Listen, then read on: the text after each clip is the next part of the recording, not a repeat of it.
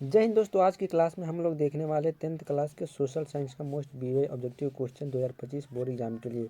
तो आप लोग जो पूरे क्वेश्चन को एक बार ध्यान से जरूर देख लीजिए, क्योंकि सारे क्वेश्चन जो आपके मोस्ट वीवीआई होने वाला है आपकी परीक्षा 2025 के लिए। और आप लोग चैनल पर पहली बार आए हो तो चैनल को सब्सक्राइब भी जरूर कर दीजिएगा। तो चलिए हम लोग बिना देरी की अपनी क्लास की शुरुआत करते हैं। पहला नंबर क्वेश्चन देखिए क्या करा है। इटली एवं जर्मनी वर्तमान में किस महादेश के अंतर्गत आते हैं? यही सवाल कॉमन जो कितने बार एग्जामों में पूछ लिया गया है। तो इटली और जर्मनी आप सबको पता है कि ये आपका यूरोप महादेश में वर्तमान में आते हैं। तो एक का राइट आंसर क्या हो जाएगा? यूरोप। चलिए दूसरा प्रश्न देखिए, नेपोलियन संहिता कब लागू हुआ था? नेपोलियन संहिता कब लागू हुआ था? तो नेपोलियन संहिता लागू हुआ था 1804 में। और नेपोलियन का शासन कब से कब तक था? 1804 से लेकर के 1814 तक। 1804 से लेकर के 1814 तक क्या है?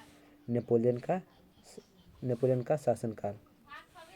इनका पूरा नाम क्या है? Napoleon Bonaparte.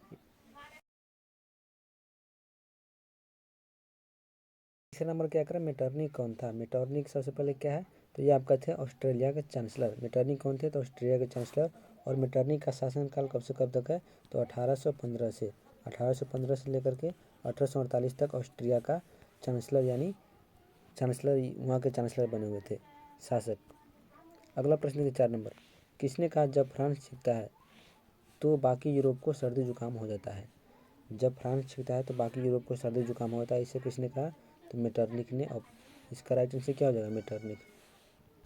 चलिए 5वां नंबर प्रश्न की, यूरोपीय सभ्यता का पालना किसे कहा जाता है? यूरोपीय सभ्यता का पालना किसे कहा जाता है? यूनान को। ये भी क्वेश्चन जो है कितने बार एग्जाम में पूछ लिया गया है। आप लोग सारे क्वेश्चन को अच्छे से याद कर लीजिएगा। एड्रियानोपल की संधि किन देशों के बीच हुई थी? एड्रियानोपल की संधि किन के बीच हुई थी? तुर्की और रूस के बीच। और कब हुआ था? तो ये हुआ था 1829 ईस्वी में। 1829 में हुआ था एड्रियानोपल की संधि। 7 नंबर प्रश्न की, काउंट काबूर को विक्टर मैनुअल ने किस पद पर नियुक्त किया था? काउंट काबूर को विक्टर मैनुअल है जो प्रधानमंत्री बनाया था, किस चीज़ पर नियुक्त किया था? प्रधानमंत्री। अगला प्रश्न है 8 नंबर, यंग इटली की स्थापना किसने किया? यंग इटली की स्थापना मेजनी ने किया था। और कब किया था? 1931 में। आप लोग याद रखिएगा। और मेजनी का पूरा नाम क्या है? Joseph Mazzini. नेक्स्ट प्रश्न है कि 9 नंबर, लाल कुर्ती का गठन किसने किया? तो गैरीबाल्डी जो है आपके लाल कुर्ती का गठन किए थे। 9 का राइट आंसर क्या हो जाएगा? गैरीबाल्डी। चलिए 10 नंबर प्रश्न है कि फ्रेंड्स ऑफ इटली नामक संस्था का गठन किसने किया? फ्रेंड्स ऑफ इटली नामक संस्था का गठन किसने किया? मेजनी। इसका भी राइट आंसर क्या हो जाएगा? मेजनी। अगला प्रश्न है कि 11 नंबर, कार्बोनरी की स्थापना किस वर्ष किया गया? कार्बोनरी की स्थापना कब किया गया था? 1810 में।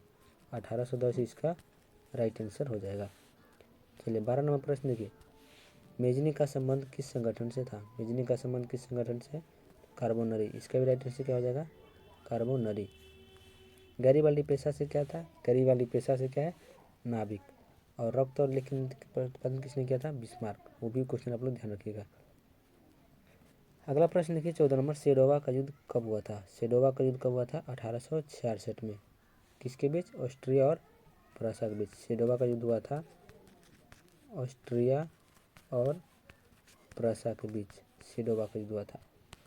15 नंबर प्रश्न की, सीडान का युद्ध कब हुआ था? सीडान का युद्ध कब हुआ था? 1870 में। कब हुआ था? 1870 में। किसके बीच? फ्रांस और प्रूसिया के बीच। फ्रांस तथा प्रूसिया के बीच हुआ था। 16 नंबर क्वेश्चन देखिए, नेपोलियन संहिता कब लागू हुआ था? नेपोलियन संहिता कब लागू हुआ था? 1804 में।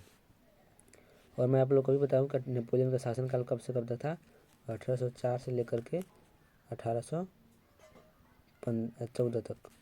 और नेपोलियन कोड कब बना? 1805 में। ये भी आप लोग ध्यान रखिएगा। अगला प्रश्न है कि मेटरनिक का पतन कब हुआ था? मेटरनिक जो है पतन हुआ था 1848 में। 1815 से लेकर के 48 तक उसका शासन था। और 48 के बाद मेटरनिक का पतन हो जाता है। 18वां प्रश्न की, फ्रैंकफर्ट की संधि कब हुई थी? फ्रैंकफर्ट की संधि हुई थी 1871 ईस्वी। इसका राइट आंसर हो जाएगा फ्रैंकफर्ट की संधि। वियना कांग्रेस की अध्यक्षता किसने किया? तो वियना कांग्रेस की अध्यक्षता भी किसने किया था? मेटरनिक ने। ऑप्शन इसका राइट आंसर हो जाएगा मेटरनिक। यही ऑप्शन मानते हैं। मेटरनिक व्यवस्था का उद्देश्य क्या था? लास्ट क्वेश्चन देखते हैं। तो पुरातन व्यवस्था को लागू करना मेटरनिक का उद्देश्य था। तो ये रहा आपका मोस्ट वीवीआई ऑब्जेक्टिव क्वेश्चन। तो चलिए आज के लिए हम लोग मिलते हैं फिर अगले वीडियो में।